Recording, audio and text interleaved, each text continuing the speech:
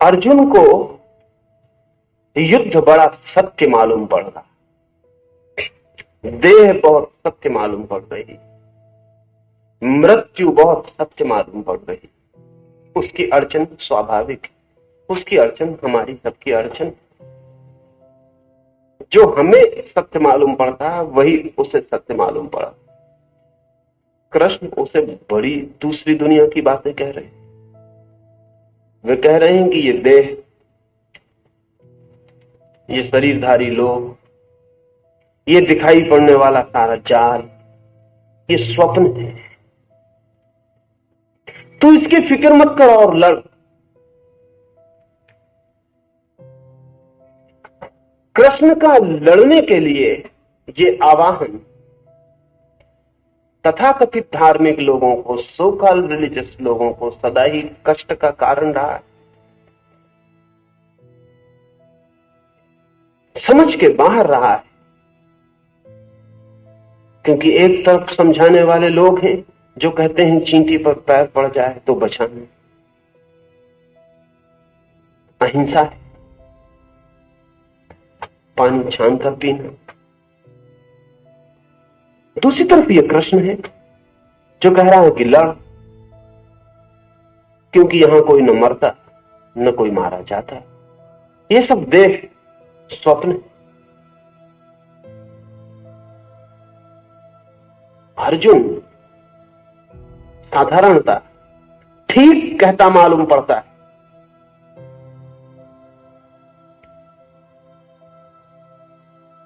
गांधी ने चाहा होता कि अर्जुन की बात कृष्ण मान लेते।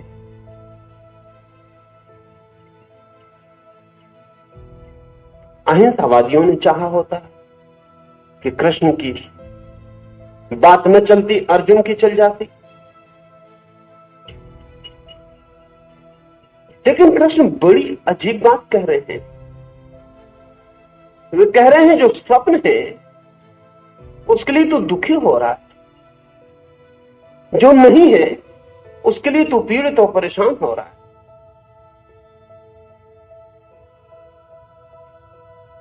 साधारण नीति के बहुत पार चली गई बात।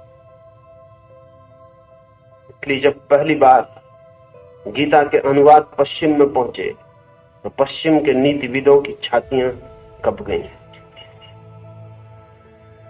भरोसा न हुआ कि कृष्ण और ऐसी बात कहेंगे जिन्होंने सिर्फ पुरानी बाइबल के 10 कमांडमेंट्स पढ़े थे धर्म के नाम पर, जिन्होंने पढ़ा था चोरी मत कर, जिन्होंने पढ़ा था सत्य मत बोल, जिन्होंने पढ़ा था किसी को दुख मत पहुंचा, उनके प्राण अगर कब गए हों। बड़ा शॉकिंग था कि कृष्ण कहते हैं ये सब स्वप्न है, तू लड़। तो पश्चिम के नीतिविदों को लगा कि गीता जैसी किताब नैतिक नहीं, या तो अनैतिक है या अति नैतिक है, या तो इमोरल है या इमोरल, कम से कम मॉरल तो नहीं। ये क्या बात है? और ऐसा पश्चिम में ही लगा हो ऐसा नहीं है। जैन विचारकों ने कृष्ण को नरक में डाल दिया। जैन चिंतन को अनुभव हुआ कि आदमी क्या कह रहा है, मारने की खुली छूट।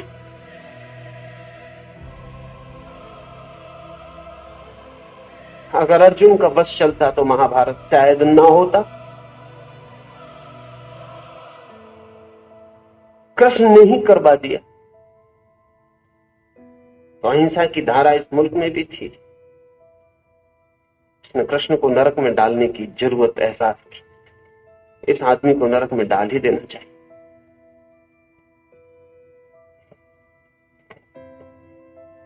ये बड़ा मुद्दा है और बड़े विचार का। इसमें ध्यान रखना जरूरी है कि नीति धर्म नहीं, नीति बहुत काम चलाऊ व्यवस्था है। नीति बिल्कुल सामाजिक घटना है। नीति स्वप्न के बीच व्यवस्था है।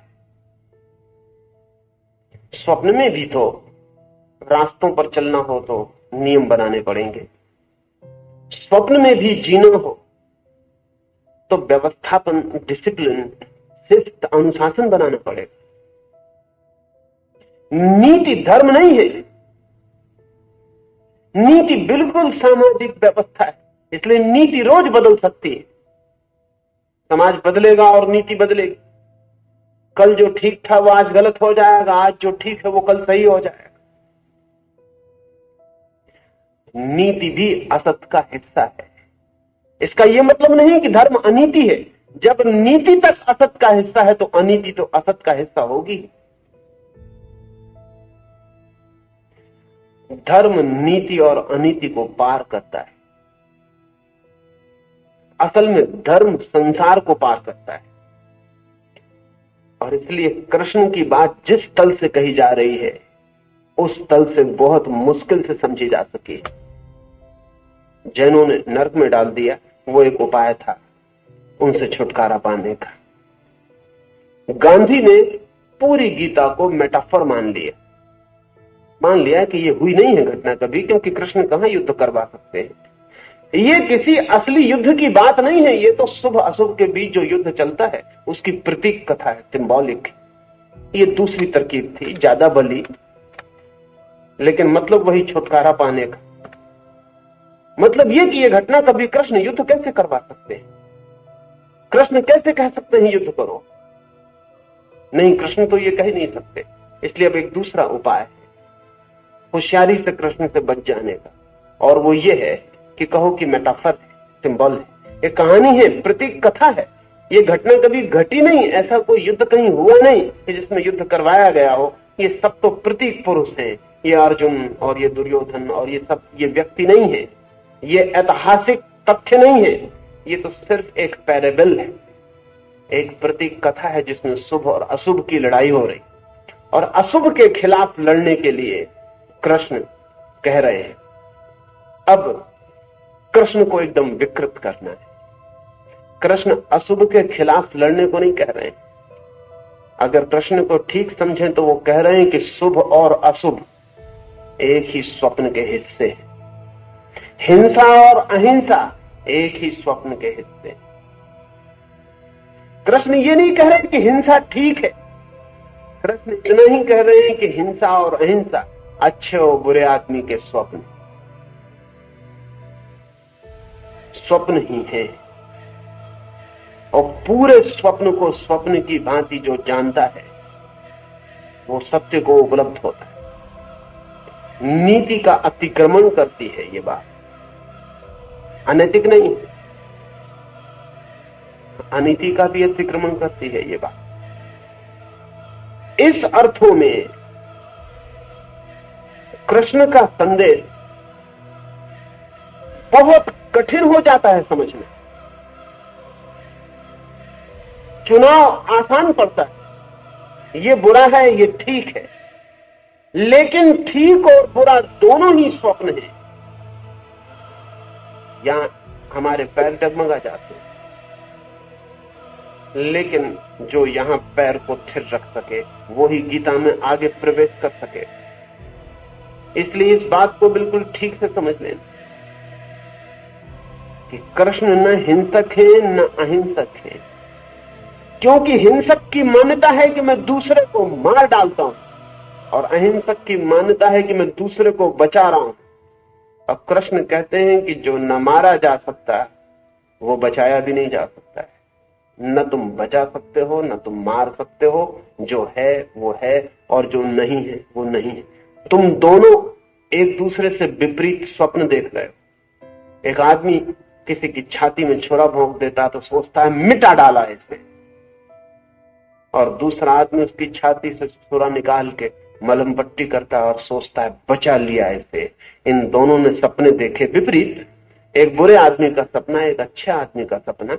और हम चाहेंगे कि अगर सपना ही देखना है तो अधिक लोग अच्छे आदमी का सपना देखें, लेकिन कृष्ण ये कह रहे हैं कि दोनों सपने हैं, और एक और तल है देखने का जहां बचाने वाला और मारने वाला एक सी ही भूल कर रहा है। वो भूल यही है कि जो है उसे या तो मिटाया जा सकता है या बचाया जा सकता है। कृष्ण कह रहे हैं जो नहीं है वो नहीं है, जो है वो है।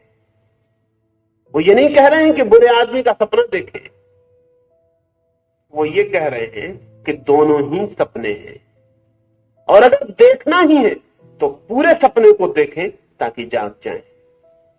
अगर देखना ही है तो बुरे अच्छे आदमी के सपनों में चुनाव न करें, पूरे सपने को ही देखें और जाग जाएं।